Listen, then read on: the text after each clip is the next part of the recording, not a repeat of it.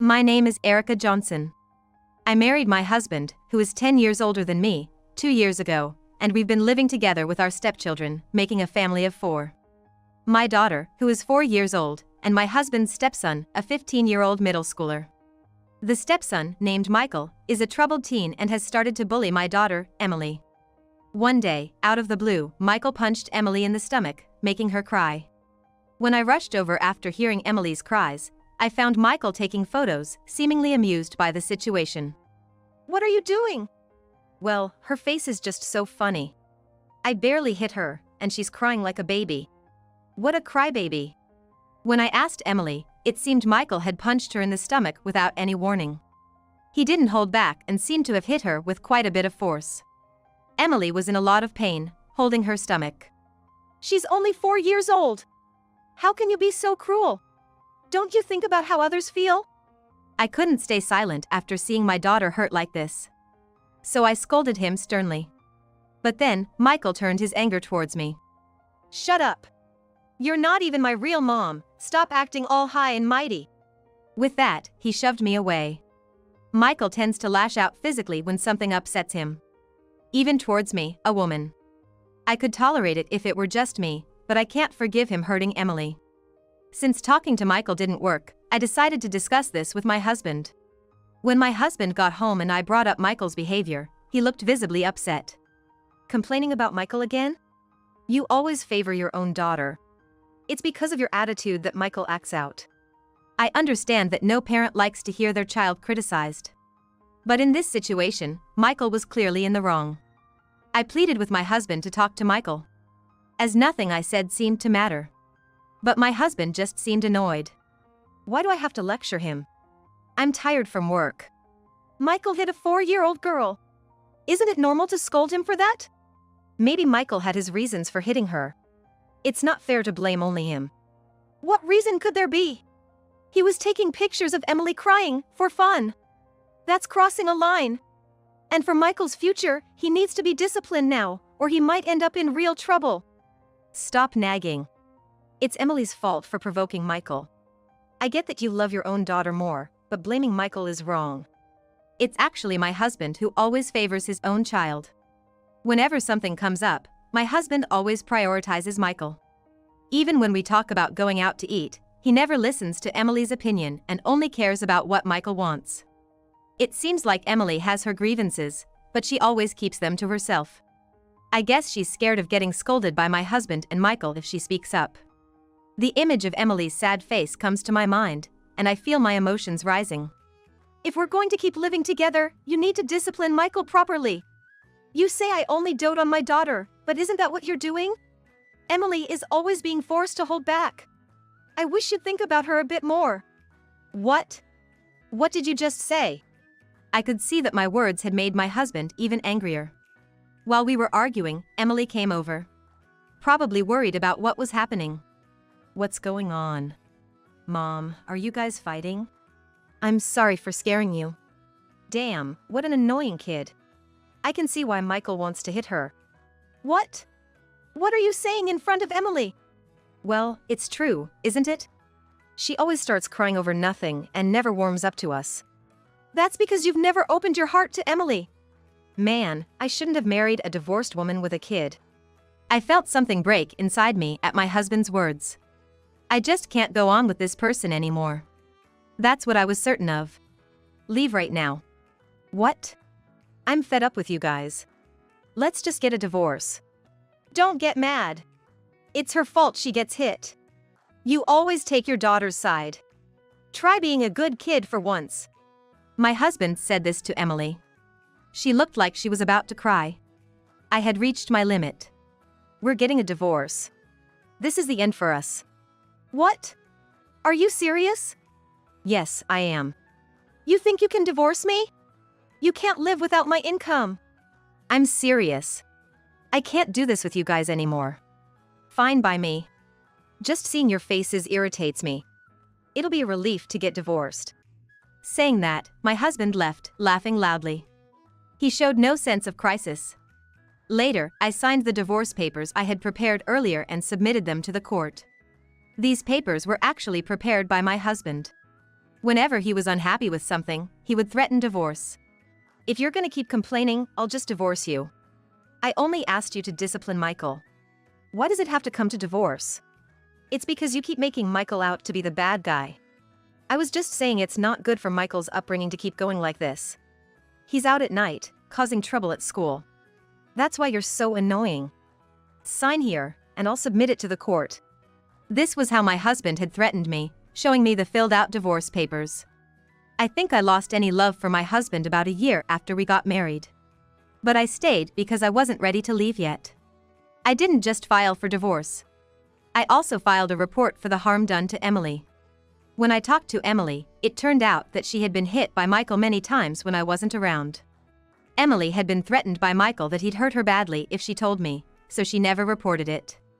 There were also several injuries on her body caused by Michael. Additionally, Emily had the habit of keeping a daily diary. She had meticulously recorded the instances when Michael hit her. I submitted this diary to the police. That evening, my husband and Michael, unaware of everything, came home as usual. They expected, as if it were the most normal thing, that I would prepare dinner for them. Hey, haven't you prepared dinner yet? I'm tired from work, you know? Yeah, hurry up and get it ready. You're such a useless mom. As usual, the two of them vented their dissatisfaction at me. Before, I would have reluctantly started cooking for them, but not anymore. Hey, you don't belong here anymore, okay?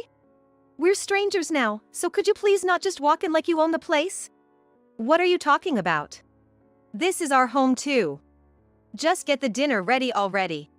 Look, I told you I'm divorcing you, remember? Or did you forget? Then my husband began to laugh mockingly, with Michael joining in. What's so funny? That's probably just a bluff, right? You, a stay-at-home mom, divorcing me? How would you even live without me? You can't manage a decent life without me. Really, you and your daughter are just leeches on Dad. It's sad that he had to support people who aren't even his own family. They clearly didn't understand their situation at all. I decided it was time to inform them of the reality. I submitted the divorce papers today. So we're strangers now. You re funny. My husband was reluctant to believe, which only increased my irritation. But I responded calmly, without getting emotional. Do you think I'm joking about this? If you think it's a lie, go check with the office. We're strangers now. Hey, are you serious? I've been saying that. It seemed he finally believed me. His face, which had looked so smug before, suddenly paled. But how are you going to live as a stay-at-home mom? You're not expecting me to raise 2 kids on my own, are you? Of course, I'll take care of Emily. I have no intention of relying on you in the future, so don't worry. What? You have no income. How will you survive? Are you and your daughter going to be homeless? Don't worry about money. I have a job now that pays as much as a company employee. What? What are you talking about? You don't work, do you? No, I do. Actually, I've been working from home. I've been saving up, just in case something like this happened. Hearing that I had been working, my husband was visibly shocked. I started working from home as a web designer about a year ago. With nearly a decade of experience in a web production company, I had the necessary skills. At first, my earnings were just pocket money, but after landing a big project, I now earn as much as my husband. I had quit my job a few months after we got married. At his insistence. He never imagined I could earn this much. He was speechless for a moment. So you've been secretly working behind my back? I had to protect Emily. Plus, I didn't want to depend on you for the rest of my life. What? It's like you were planning to divorce me from the start. When I first met you, I thought your assertive personality was manly and good. But after marrying, I realized it was different. You're always selfish, and you raise your voice whenever something doesn't go your way. I guess Michael picked up that trait from you. What? My husband was clearly displeased, but I didn't care and continued. I used to be concerned about his mood, but not anymore. Then I turned to Michael. What do you want? I've reported to the police what you did to Emily. The report has been accepted, so please make sure to pay for your actions. Police! Michael was clearly shaken by the mention of the police. Even he was afraid of them. You really filed a report? He asked in a trembling voice. I nodded firmly in response. But I only punched her in the stomach, right? That can't be enough to involve the police. Everything you've done to Emily has been revealed. She's been keeping a diary of everything that's happened. Plus, there are marks on her body that you caused. She's told me everything. Then Michael looked down and clicked his tongue. Emily isn't here. I didn't want her involved in our conversation, so I left her with my parents. Damn her! Telling unnecessary things. It seems you threatened her, saying if she told me, you'd hurt me too. She didn't want me to get hurt, so she kept quiet. Unlike you, Emily is a considerate child. I may have been harsh, but I spoke my mind. Then Michael looked at me with pleading eyes. Please, anything but the police. I don't know what they'll say at school if this gets out. No, I will not forgive you. Why not? I'm part of your family, aren't I? What are you saying now? Sorry, but I don't think of you as my son. And I'm divorcing this man anyway. From now on, we're nothing to each other. Saying this, I coldly dismissed Michael. Then Michael looked down and began to cry softly. Ignoring him, I continued speaking to my husband. So, as promised, please leave this house. You don't belong here anymore. What are you talking about? This house is mine. You're the ones who should leave. I couldn't help but laugh at my husband's words. Apparently, he had forgotten something important. What's so funny? You're mistaken thinking this house is yours. What? This house is definitely mine. Don't be ridiculous. This house is in my name, remember? What? My husband's mouth fell open in shock. He went silent for a while, his face turning pale as he remembered. You might have left the contract to me, but we agreed to change it to your name later, right? We talked about it, but you said you didn't want to deal with the paperwork and told me to leave it in my name. Forgot that too? So this house is still in your name? Yes, I've been saying that. I've been paying most of the rent anyway. You can't complain if I keep it, right? My husband fell silent. We've been living in an apartment with a rent of about $4,000. For about half a year after we got married, my husband paid it, but then he stopped contributing much to our living expenses, and I had to pay. I wasn't working at the time, so I had to dip into my savings to get by. I asked him to contribute to the living expenses, but he refused. And even got angry and lashed out at things, so I couldn't press him further. Realizing the house wasn't his, my husband began to show obvious signs of distress. So if the house is in your name, we're the ones who have to leave, right? That's right. I've been paying most of the rent, after all. So, what if we don't get divorced, then? What? He had been the one to push the divorce papers at me, and now he was changing his tune. I was appalled at my husband's sudden shift in attitude. It seemed there was a reason he didn't want the divorce. Please! I can't afford to divorce you right now. Why? Weren't you the one who said you were ready to dump me anytime? Yeah, but I'm in trouble now. What do you mean? Actually, I don't have much money right now. My husband murmured this. Then he began to reveal something he had never told me before. I didn't tell you, but about 6 months after we got married, my salary was cut. Now, it's only about 2/3 of what it was when we first got married. Why did your salary get cut? He turned away, seeming to find it hard to answer. From his reaction, it seemed like he had caused some kind of problem. My guess was right. Apparently, he made a mistake at work that was bad enough to get him fired, and his salary was cut as a result. He somehow managed to avoid being fired after convincing the company. Even with a 2/3 salary, he was still earning more than most people his age. But the reason he had no money was that he was pouring his earnings into gambling. He used gambling to relieve stress from work. There were times he won, but more often, he lost, and his savings were nearly depleted. That must have been why he stopped contributing to the household. He had no money left due to gambling. Now it all made sense.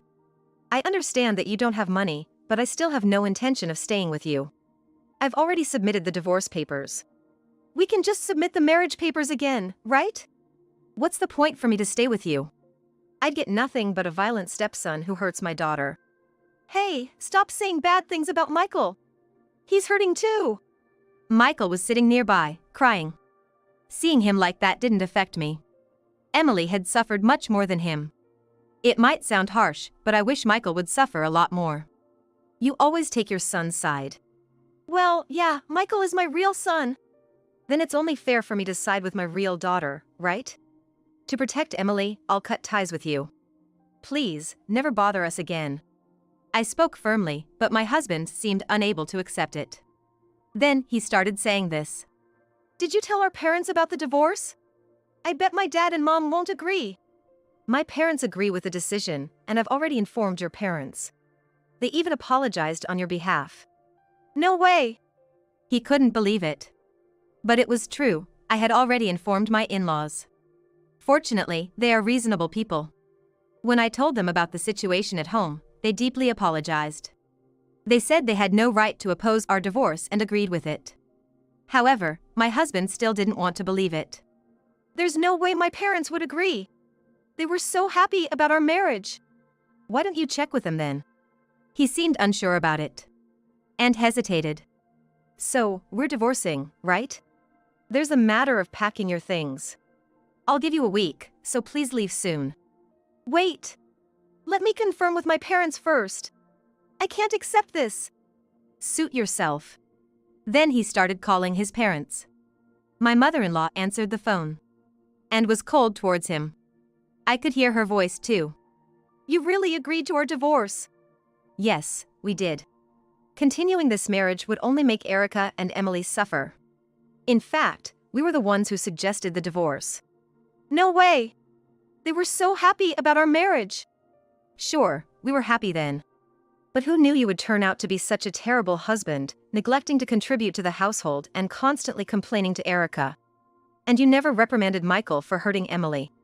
But Emily's not my real daughter. You married Erica, right?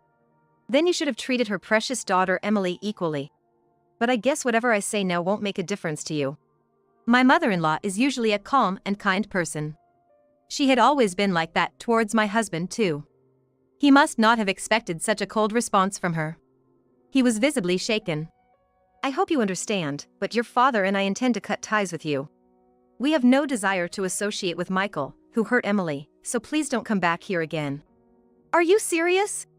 Do you think I would joke about something like this? You have no right to stop the divorce, so to avoid any more trouble, please leave quickly. That's all I have to say.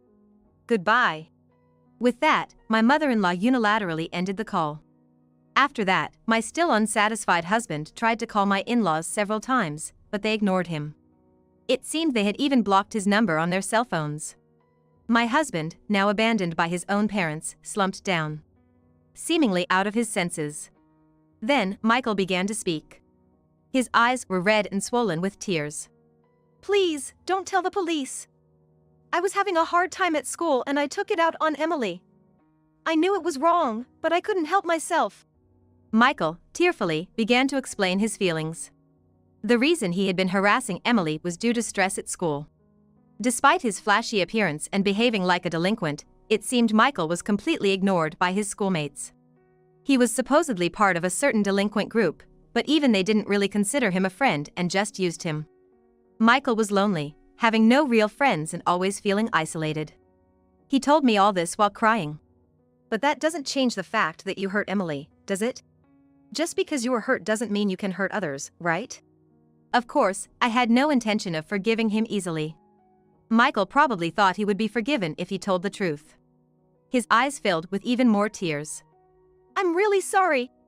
I won't ever hurt Emily again. If this gets out at school, I'll lose whatever place I have left. I can't bear to be hurt anymore. So it's only you who shouldn't be hurt? It's okay to do whatever you want to others? Of course, I'm sorry, but please, not the police. I'm sorry, but I will never forgive you. The police are already on their way, so be prepared for questioning. No, no. Michael collapsed to the ground, crying loudly. Then, my husband spoke up again. Please, spare him from the police. He didn't mean any harm. So if there's no ill intent, it's okay to punch a small child? To scratch with your nails? To pull hair? No, I didn't mean that. My husband was overwhelmed by my assertiveness. I used to be someone who just followed what he said. But not anymore. At that time, I was more assertive than I had ever been before. From now on, please never show your face in front of us again. If you try to contact us, I'll immediately call the police. Do you really hate me that much? My husband asked in a trembling voice. His eyes were also red. I despise you. Just looking at your face fills me with revulsion. I told him this clearly, and he began to cry. What did I do wrong? Not knowing the reason is exactly why it's over. You two just go on and live your lives. Emily and I will be happy together. My husband, who had always been overbearing to me, seemed truly shocked by the word hate. As we were having this conversation, the police arrived at the house. It seemed they came for an investigation. Then, we underwent questioning by the police. Michael was just crying and couldn't really talk, so I spoke on his behalf and told them everything. Of course, I proceeded with the divorce. I demanded compensation from Michael for injuring Emily. Naturally, Michael had no money to pay, so my ex-husband ended up bearing the cost. The compensation forced my ex-husband into debt. Even so, his gambling habit didn't change and his debts snowballed. Eventually, debt collectors came to his workplace, and he decided to quit his job. He then started working part-time, barely scraping by. As for Michael, the fact that he had hurt Emily spread around the school, and he became even more isolated. Unable to attend school, he began living a reclusive life at home. With no friends, Michael must be leading a lonely existence. Of course, I feel no sympathy for them.